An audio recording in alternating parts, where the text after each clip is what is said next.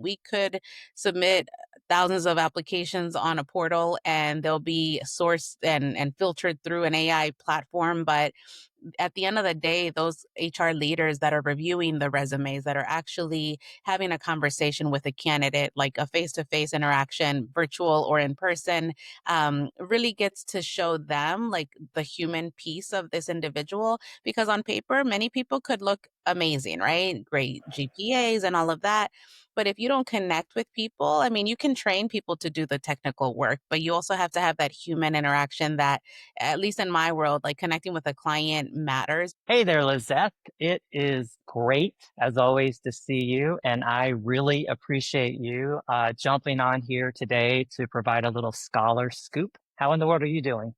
I'm great. Thank you for inviting me. This is so exciting because I know we've worked together for quite some time, but this is a new experience for me, new experience to be recording podcast. So thank you for the invite to join you this morning.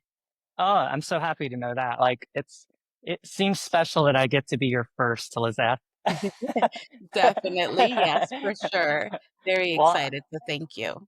I'm also excited because I know that you have a lot that you can share regarding the points that we try to touch with some scholar scoop around the idea of, college, career, life. And I know professionally, you're very embedded in helping students with their career planning and their career journey. But I'd like to know a little bit before we jump into that part of your life story. Maybe you could tell us a little bit about your experience, like making a decision about college. What did you think you wanted to do? How did you come to the decision? And I don't think I've ever really heard that. So this will be fun for me to know as well. Yeah, I'd love to share. So it takes me back to my years in high school. I actually was a part of two special programs at my school. One was focused on medical careers interest, and the other one, the Academy of Finance. So during the Academy of Finance program, I connected with one of my high school teachers, who at the time was my accounting teacher. And she inspired me to pursue accounting as my focus of, what I wanted to focus on right after high school. So I went off to community college. Actually, I did two associate's degrees at community college. So I was able to then transfer into the University of Maryland for my undergraduate degree in accounting. And full circle moment, years later, I actually interned at an accounting firm where this teacher of mine back in high school is now a partner. So she also transitioned into the accounting profession and is now at that partner level. But I always kept in touch with her, and that's definitely how my inspiration to pursue my degree in accounting. But that definitely shifted because I did public accounting for some time. But after graduating from the University of Maryland, I actually did mortgage banking for some time. So Okay. yeah, it was a great time. It was, as a young professional, sometimes it's the best time to explore, right, what you may be interested, or internships are a great way to get your feet wet at organizations. So I definitely took advantage of those opportunities. And I did something pretty cool during my undergraduate experience. I took one summer and studied at the University of Hawaii at Manoa, which was unique and Oh, different. yeah, that's So, awesome. yeah, I got a chance to take some elective courses as well as a business law class, which was required for my degree. But yeah, I've always been into exploring, creative ways to connect with either organizations, but also through my education journey, I feel like I took a different path. Not the traditional, maybe like from high school to undergrad at a 4-year institution, but I eventually got there. And then 16 years later, after completing my undergraduate studies and working, I decided to go back for a graduate degree. So I was a working professional, went back for my MBA.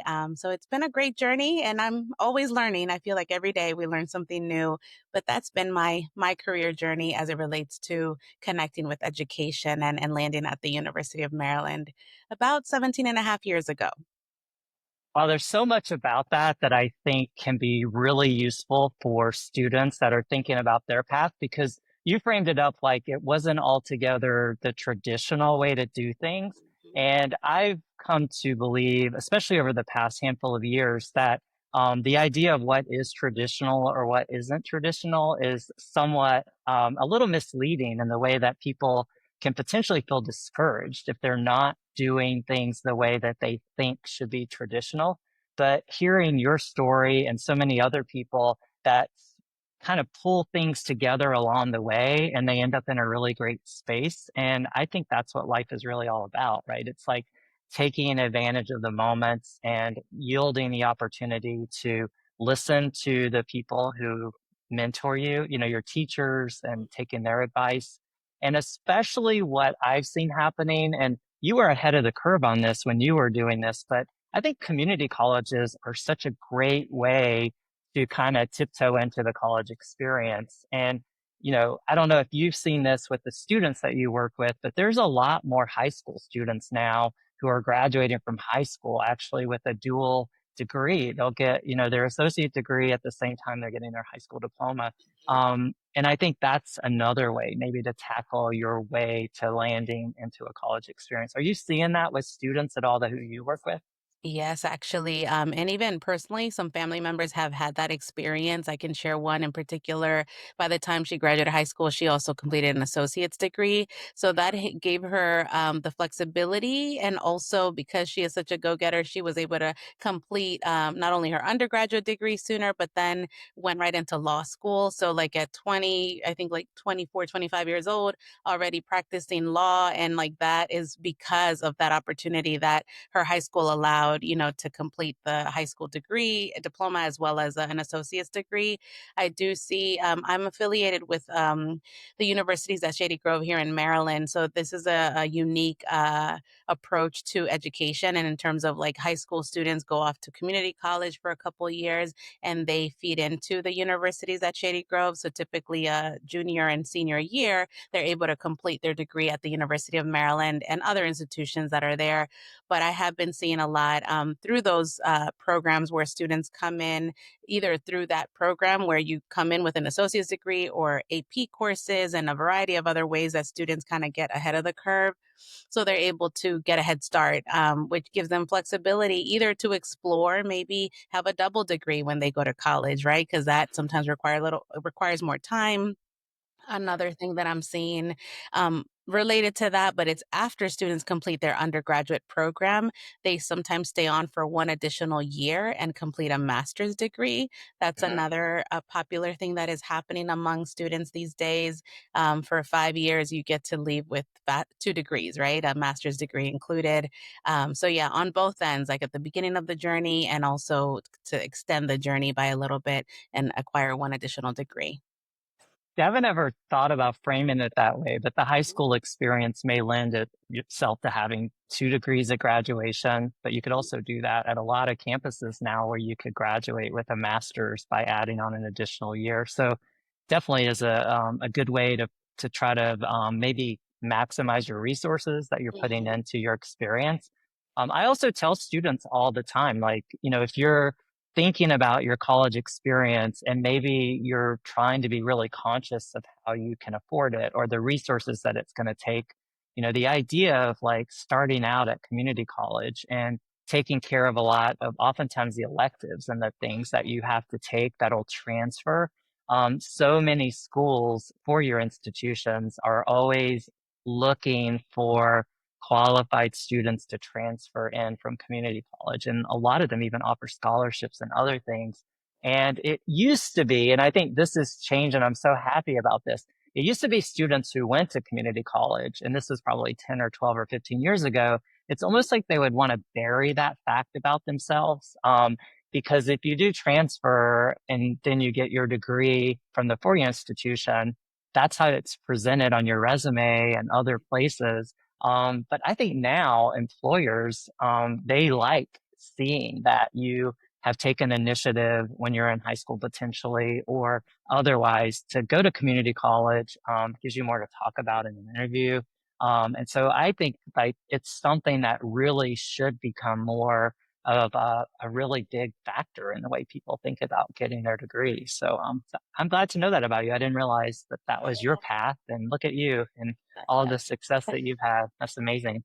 Thank you. I do want to touch on that point that you just made. I think it's so important for students to realize the value that that speaks on their resume. So I understand. I agree with what you're saying. Maybe in the past, like sometimes it's like, okay, I'll get the degree from the 4 year institution and kind of ignore that the first 2 years didn't start off there. But I just got a notification from a client who's going to be at this national convention, kicks off on this weekend, and they are specifically looking to connect with students that are either transferring from a community college or will be graduating next year. But like definitely I've been seen a lot of companies that are looking for that unique talent of students that have taken a non-traditional route, maybe from what was, Yep. 4 years straight from high school, right into a 4 year institution. And they have specialized programming for, students going through that journey and connection opportunities that might be different, right, from just the Yep. traditional engagements that companies pursue where they pursue students. So there's definitely value. There's value in highlighting that not only on a resume, in conversations, in interviews, so that people get to really see the person for what they've been through, right? Like the experience of Yep. going through community college. Sometimes students are working while they're going through their journey, right? And so, Yep. or maybe they choose to do like military and come back as a more non-traditional, age student, but they're still getting that degree, right? Which is what matters in the end. Yeah, and I think on that point, I just read a story yesterday. I think you may have seen this that says that the idea of a traditional age college student is kind of evaporating because a lot more students are coming back to school, and it's kind of shifting the idea that a traditional age student is 18 to 22, Mhm. because there's so many more students that are choosing to get back into the college experience after the military, like you're pointing out, or life experiences and everything else. So I think there's a lot going on in higher ed that's kind of redefining what that whole experience is potentially going to Mhm. look like for people over the next, 10 or 15 years. And I think it's a good thing. I mean, I think shifting and, exploring and trying things a little differently is just the way things get stronger and better. For And I think sure. it'll be good for higher ed in general. Do you see that? So let's shift a little bit to the work that you're doing now, where you're in the Smith School of Business, correct, at Yes, the that's University of right. Maryland? Yeah, Uh-huh. and so and you work with students in the career center that is aligned with the School of Business. And so, what have you seen changing, or has changed over the past like 5 or 6 years, with so many dynamics that have, kind of upended a little bit of the overall student experience? What does it feel like today in terms of how employers are approaching students and how students are approaching employers? Anything or any insight there? Yeah, I'd be happy to share. So, just to clarify, in my goal, my primary focus is working with the clients that recruit students, right? So, we have a whole team of coaches that work directly with our graduate population as well as our undergraduate students. So, they have that one-on-one communication with students, prepping them for kicking off their careers. But what I'm seeing with companies, so because of technology shifting the way that business is done these days, and AI, we all hear about it. If you go to a conference, like who doesn't talk about AI and how it impacts the work that we're all doing, right? So, yes, technology and AI bring a lot of value to efficiencies and processes, but the human aspect and the human interaction has so much value. I met with a client today who recruits and connects with students from all universities, and we talked about this particular point about the value of human interaction. We could submit thousands of applications on a portal and they'll be sourced and filtered through an AI platform. But at the end of the day, those HR leaders that are reviewing the resumes, that are actually having a conversation with a candidate, like a face to face interaction, virtual or in person, really gets to show them like the human piece of this individual. Because on paper, many people could look amazing, right? Great GPAs and all of that. But if you don't connect with people, I mean, you can train people to do the technical work, but you also have to have that human interaction that, at least in my world, like connecting with a client matters, right? So it's not just about like bringing the brightest resumes to their attention, but also how can they interact with the human piece. And I know the new generation of workforce is different, right, than my generation and generations before my time. So the way that work is approached is also very different, right? But as long as students are open to actually doing the work, I know AI and technology can really save us a lot of time and it could be very rewarding. But at the end of the day, like if you really don't understand that the work that is being delivered by this AI platform, there's really not that much value. So just ensuring that in addition to using technologies, also it's important to know that the work that we're doing needs to matter and needs to make sense, right? For us to provide that value to an organization. But yeah, we're seeing a shift in interest in coming back to campuses, which we love because we've Yeah. missed that over the last few years, at least 5 years. We saw a decline, right, for obvious reasons of COVID impacting our worlds, but we started to see shifts in virtual engagements, right? That was the preferred form of connecting after even a couple years of COVID. But now we're seeing more interest. We're actually in the stage right now of recruiting companies to engage with us in person on campus in the next, when students get back to campus. And we're seeing more of an interest. We just hosted a group of about 70 professionals here in Maryland last month, and we were shocked with the turnout because for a summer, event, and students were not even involved in that engagement, but we're trying to educate the companies that are coming to recruit talent all that we have to offer, right? And wherever there's an opportunity to collaborate with other universities, we're doing that too, so that we can ensure that it's the best use of the company's time and also the best use of our resources to ensure that we provide opportunities for students to connect with future jobs. I think that's a good lesson for students to think about. If you're a high school student, to know that when you do get to campus, there are these amazing resources and incredible, talented people, just like you, Lizeth, who are working you with employers to make them, accessible to the students in your program. I think a lot of times career centers generally are kind of doing their thing. And so many students never take enough initiative to go and actually see how that career center can either supplement what they're trying to figure out or open their eyes to opportunities that they would have never thought of. And so it's really good to hear that, you spend your days nurturing these relationships with companies and organizations that fundamentally, want to hire the students from your campus. So I hope that that's something that people will think more about and take more of an initiative. You might see it from your teammates. They may tell you like, "Oh my gosh, there's so many students right now."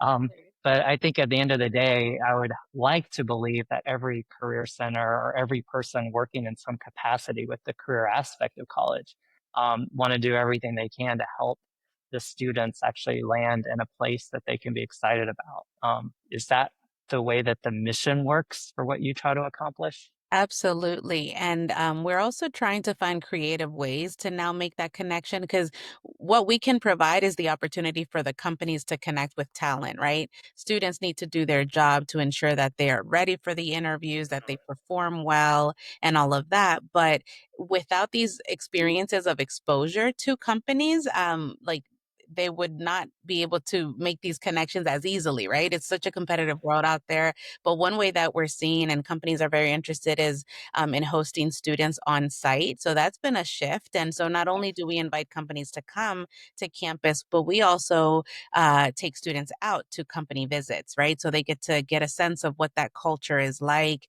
They get to see what working at this firm would feel like, right? So internships, as we touched on earlier, are key in having that, getting your feet wet and seeing if the kind of work that this organization does is something you'd be interested in pursuing, but also even if it's a good culture fit, right? Every company Yeah. is different. If students are interested in large firms, that's a different environment than working for a startup, for example, right? Yeah. So we try to provide those unique creative opportunities for students to get a taste of what it is to work with a variety of companies by taking them on site to these individual companies. Yeah, it's interesting. And, having been a part of NSCS for a long time, and we're first and second year students that we recognize, there was a point in time, there was a lot of conversations with companies, and they kind of qualified the work that they were doing with us as like early talent ID. Like they want to identify talent as early as possible. And I've started seeing a little shift where they're starting to dabble in high school even to start getting students to kind of understand the corporate culture or that some of these companies exist.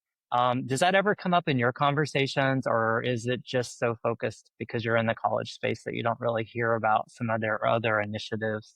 It does actually come up. I was in New York a few months ago visiting with a client who I met at a national convention that was, the audience there was college students, but they did touch on the interest in early engagement at the high school level. So yeah, and this is a big financial institution on Wall Street that is talking about early engagement, early connection, because it's not that they're planning to hire the student, right? Like right away, but connecting with them so that when the time comes for that student to be ready to apply for an internship, they'll think about that company if they met them early on. And it's having that touch point with them early and then continuously throughout, the student's education journey. Yeah, I mean, these companies are competing for talent, Hmm. right? I mean, there's a lot of great talented people, and oftentimes there's several companies that would like to hire them. And so the student that finds a company first and creates some loyalty or some commitment or aspiring to be in that company, they might even set up their whole college experience to align with that, right? They start trying to get an internship there, and then the internship turns into a second year of an Hmm. internship, which hopefully turns into an offer. That's right. And there is a lot of I think strategy that has to go into the planning aspect of this. It used to be a lot of students would just show up to a career center, maybe the first or second week of their senior year and be like, all right, I'm heading into my last year. How do Hmm. I get a job now? And I think those people that might still be doing that, or at least the way I see it, is at a huge disadvantage if you are starting then to Right. do what a lot of people have started even back in high school potentially. Do you That's ever right. have that continuing to happen? Like, do you see students that wait really a long time before getting launched into something? We do see that. We work as a team to try to encourage engagement with our Office of Career Services. We track that also. If a student comes and they're like in their last semester and they're desperate to connect with an opportunity, but they have never been to visit, like that says a lot about the individual, right? They didn't take the time, they didn't dedicate. Because sometimes, like, finding a full-time job, especially nowadays, like it is like another full-time job. You have to dedicate the time. It's not just about putting hundreds of applications out there. You need to network.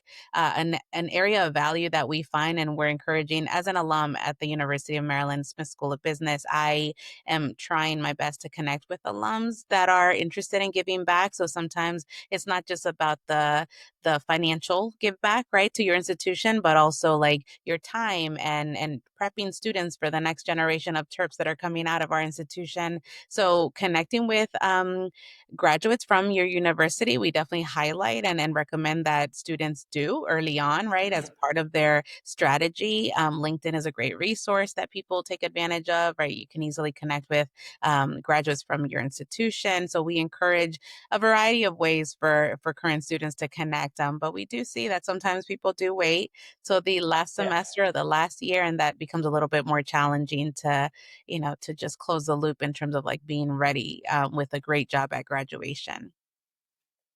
So that brings me to another point that I think comes up a lot in terms of mentoring or how you connect with people that might be doing something that you want to do, or it seems as though they've landed in a place that you would love to see yourself also being employed by.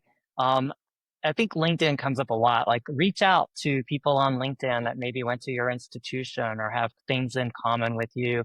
Mhm. What's your relationship with your alumni, and are alumni that you've been engaged with typically happy to hear from people that reach out to them out of left field or nowhere, asking for something? Like, what advice do you give students or your teammates give students about doing that? Yeah, for sure. That's a very good point. And from what I've experienced, alums are always happy to hear from their school when we reach out, right? So a lot of people are willing to help. They do get turned off if it's pretty obvious that they get a LinkedIn request. Like, it's the way that a candidate or a student may approach the conversation. If it's very obvious from the beginning, like, how can you help me get a job? That's not going to go over well versus like, I'd love to get to know a little bit about your journey, your experience after graduating from your institution. Can you share a little bit more? So, like, encouraging, not a direct necessarily like approach to like what you're actually trying to accomplish, but more like, I genuinely want to connect and learn about your experience because by the time that a candidate or a student does reach out, they should have done a little bit of homework and know a little bit about that individual, right? So I do find that alums are excited to help, excited to give back. They're happy to hear from us when we reach out.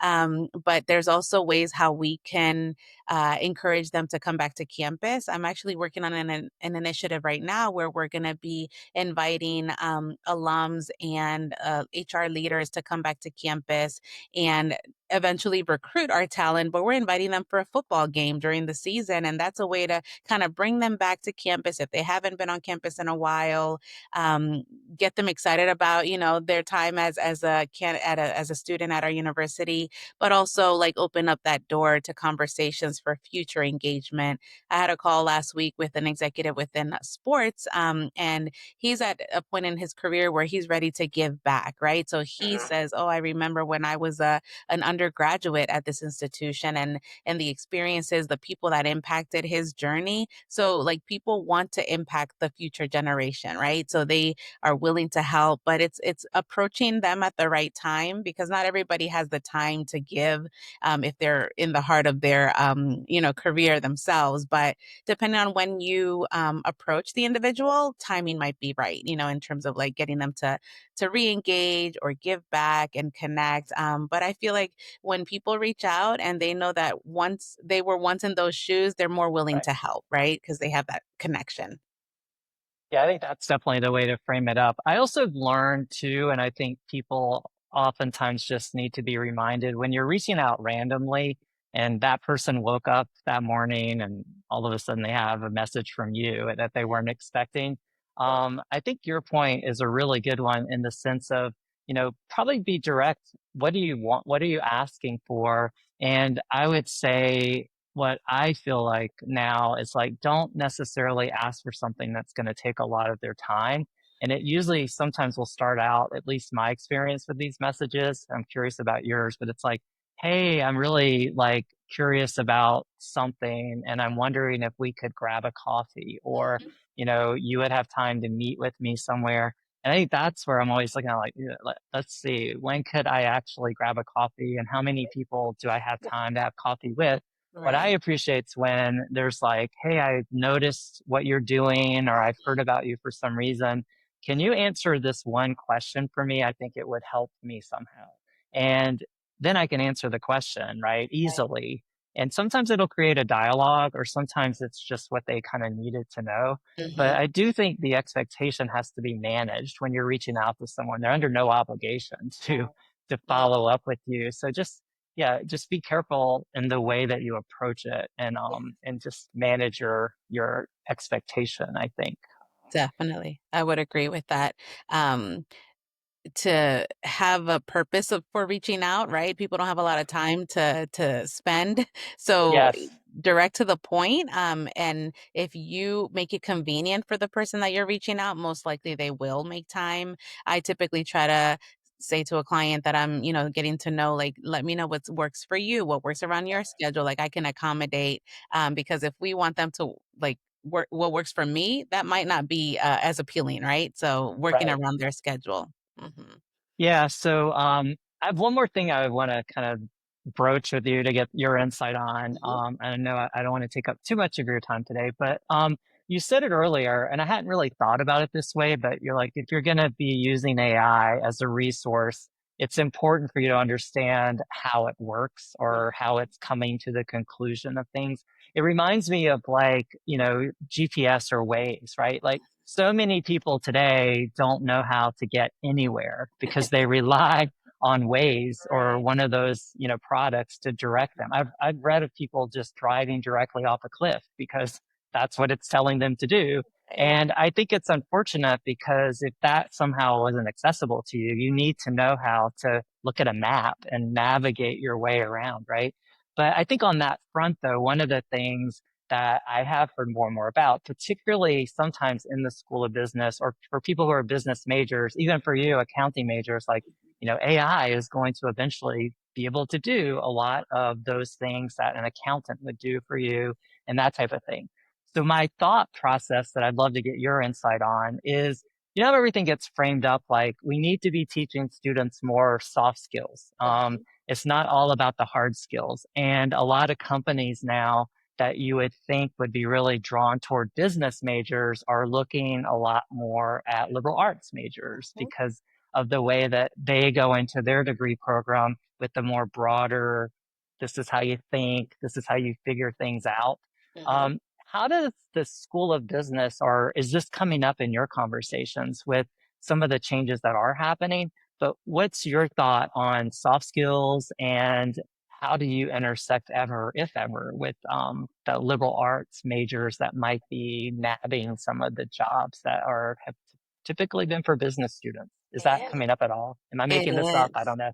It is actually, and I've actually sat through, as just listening in to some of the, master's level classes on at the business school, but like a master's in management, for example. A lot of the students that come into this program don't have not necessarily have a business, undergraduate degree, so maybe like the liberal arts background that you were referring to, but they're wanting to have a foundation of business management, right? So Yep. we do find that a lot of organizations are interested in kind of opening a broader scope of like the talent that they're seeking. So we do collaborate with our partners across campus that do work, other career centers that work with non-business majors. So we try to make it a convenient experience for the client when they come to campus and visit. They want to connect with business talent, but also non-business. So we can invite a company to come and spend half of the day with us at the business school, half of the day at our general career center or maybe engineering career center, various career centers on campus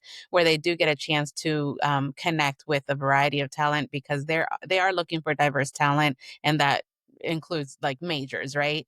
Right. I've also done engagements where we've taken students out and I collaborated with like our School of Architecture, for example. So we brought students that represented business and non-business like technical skills, right? Because if a company is thinking one institution, they're not thinking about this school only or that career center. Like we want to give them an experience of all of our University of Maryland students, right? So whenever that's possible, we try to make that work because companies more and more are wanting to connect with a variety of students, not just like you were saying, business. And even within our programs, we find that students coming in might not have that traditional like business undergraduate degree, but they're coming for the business degree and they bring so much value because they were a liberal arts major, for example.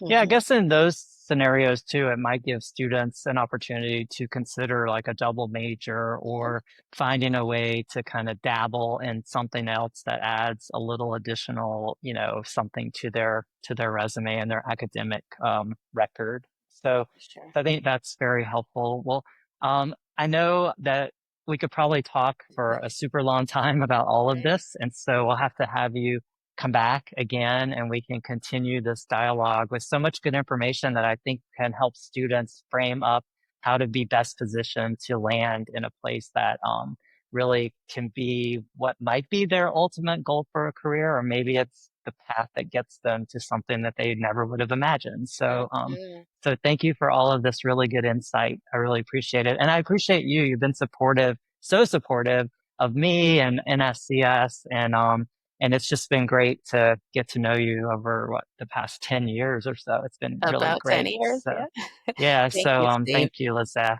Awesome. I appreciate the opportunity and look forward to chatting a little more. Thanks again. Thank you.